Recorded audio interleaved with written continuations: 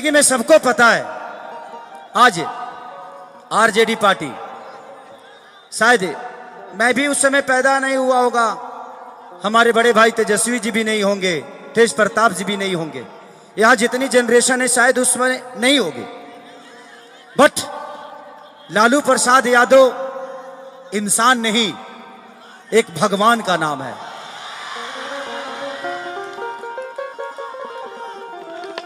जिंदगी में एक चीज में मैं कहां जाऊंगा नहीं जाऊंगा ये मुझे पता नहीं, मैं इलेक्शन लड़ूंगा नहीं लड़ूंगा मुझे पता नहीं, मैं नेता बनूंगा नहीं बनूंगा ये पता नहीं, बट ये पता है कि मैं जहां भी रहूंगा अपने भोजपुरी भाषा के लिए, अपने लोगों के लिए जो जरूरत होगी मैं हमेशा खड़ा नजर आऊंगा। जहां अच्छे काम होंगे उसमें मेरा हिस्सा होगा, क्योंकि मेरे मन में है जिंदगी में खेसारी को नेता नहीं बनना है, आप सबका बेटा बन के जीवन चलाना है। और मैं खुश हूं यार, मैं खुश हूं और बहुत खुश हूं। 2 बच्चे हैं, 25-30 को मेहरारू है।